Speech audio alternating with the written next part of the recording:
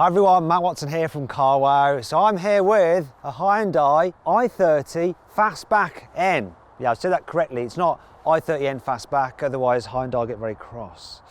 So will people on the forums apparently. Now obviously I'm going to review it, and to do that I'm going to talk you around the design upgrades over the normal Fastback. Oh look, we've got an extra inch.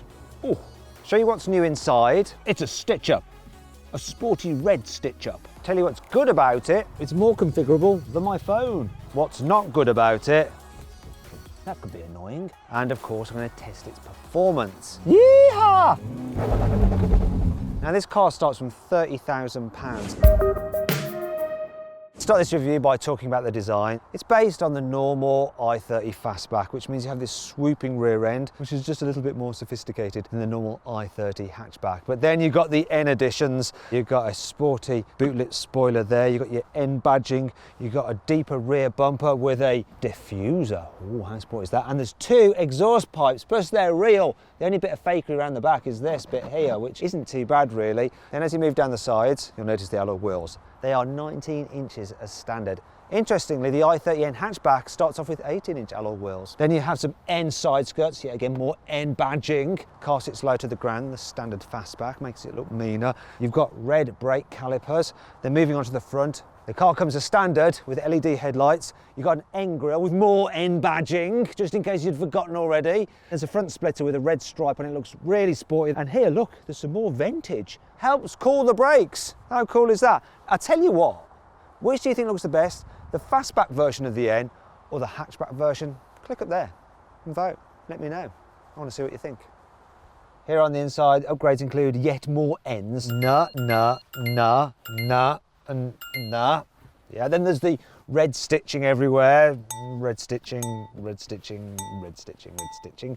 And then there's some more red, like accents here on the air vents. And you get an N steering wheel, so it's a bit more sporty, and a sportier gear knob as well with a bit of metal on it, and what seems to be one of those dead ahead stripes that you normally have on the steering wheel, but maybe Hyundai owners just want to check that their knob is straight. Other upgrades, of course, include these sport seats, which are nice to sit in actually, though they seem to have like a bib. I don't know, do they dribble their food down them? I don't know, it's very odd. On the steering wheel, you have some specific drive mode buttons, including a special N button there as well. One more thing, look, we have some aluminium pedals, which feel suitably sporty, and some sportier floor mats. And that's about it over the normal car. It's all right inside, but it just doesn't feel as plush as a Golf GTI. Here in the back, the N theme continues with some sporty mats, seats that are like those in the front, more red stitching. I can't seem to find any N badges, but they forget to fit them. Other than that, it's i30 Fastback, business as usual, so all right knee room. But look, oh dear, headroom is a bit tight if you lean back due to that sloping roofline. So if that's a problem for you, click it there on the pop-out banner to watch my detailed review of the i30N hatchback. It's a bit more roomy for headroom. Yeah. One area this car is better than the hatchback is the boot capacity. It's about 12% larger. There's a bit of functionality as well, so you've got your 12-volt sockets there, things to hang stuff off. I think they're known as hooks in the trade. And some tie-down points as well. One issue though is the huge boot lip, which really does mean you have to, oh come on, oh, I'm really just over-egging that, aren't I? Sorry. Serves me right. A crap actor that can't even lean on a car properly.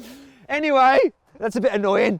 And that brings me on to 5 other annoying things about this car. This rear strut brace is great for making the car stiffer.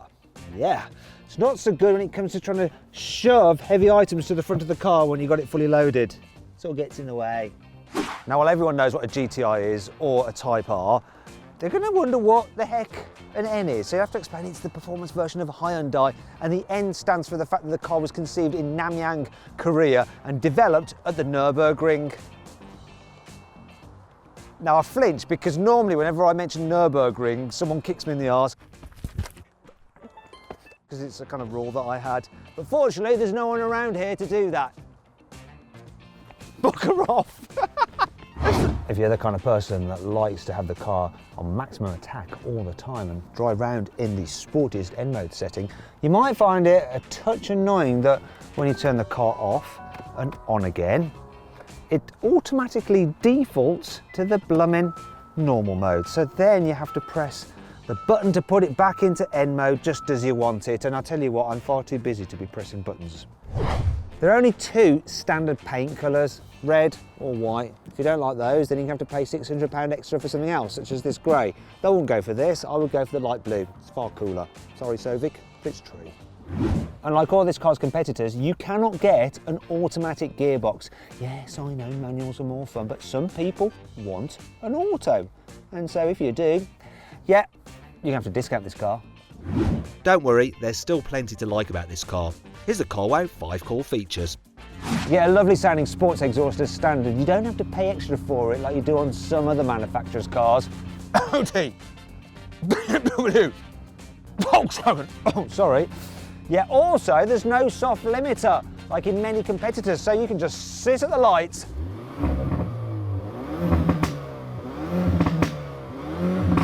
scaring the bejeebers out of the pedestrians. You get performance brakes and a limited slip differential, which is electrically controlled, so it responds very quickly for maximum traction out of corners. The suspension is lower and stiffer than the standard i30 Fastback.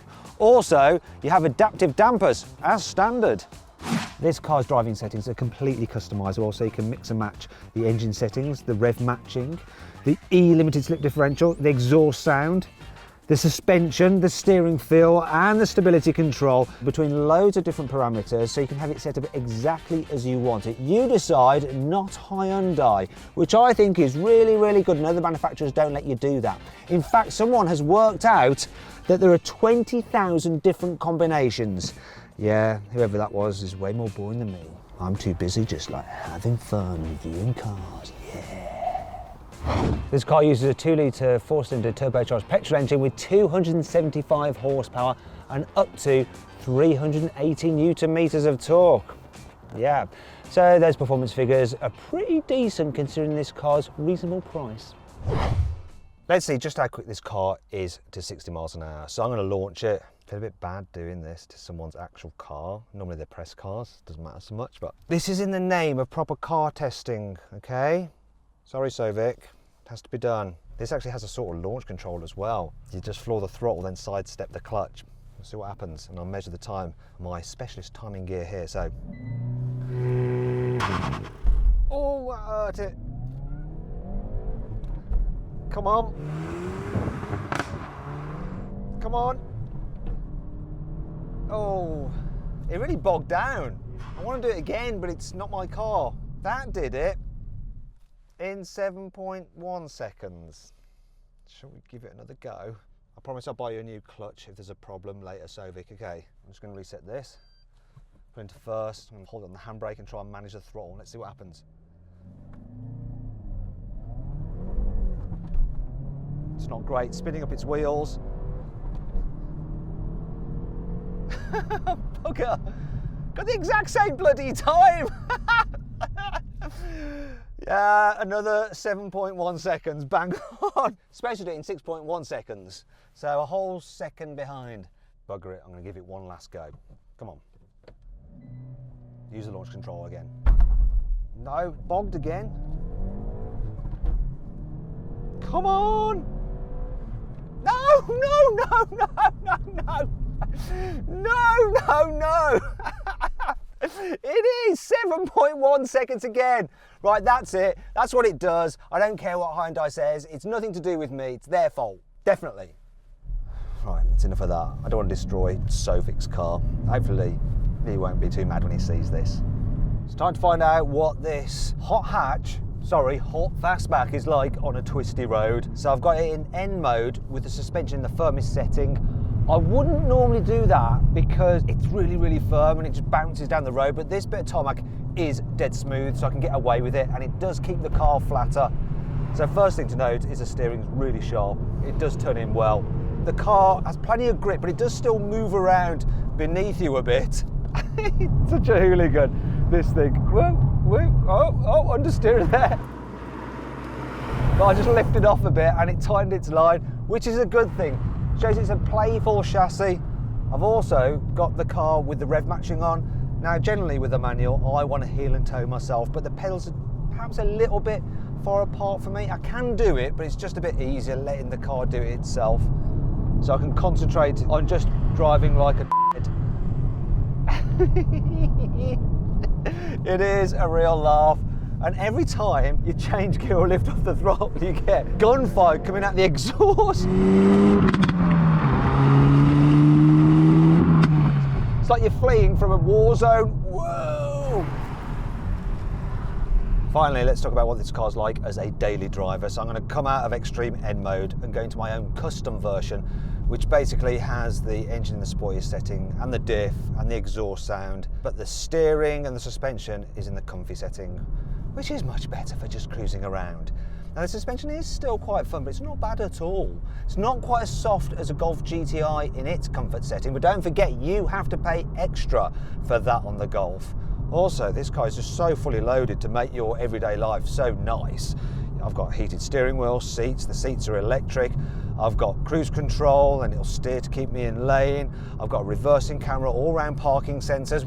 The gearbox in town can get a bit hard work, shall we say. It's very mechanical and notchy. Superb when you're caning it because it's just, like I say, mechanical. You feel involved with it. But for day-to-day driving, it could do with maybe being a bit slicker, a little less heavy. Minor complaint. Another minor complaint is a bit of tire noise when you're going quickly. But yeah, it's all right. I mean, you need to overtake, just drop it down and off you go again. Yeah, ring it out. Watch those rev lights. That's it, change up. I like this car. It does so much for really so very little money. It is an absolute bargain. So Vic chose well.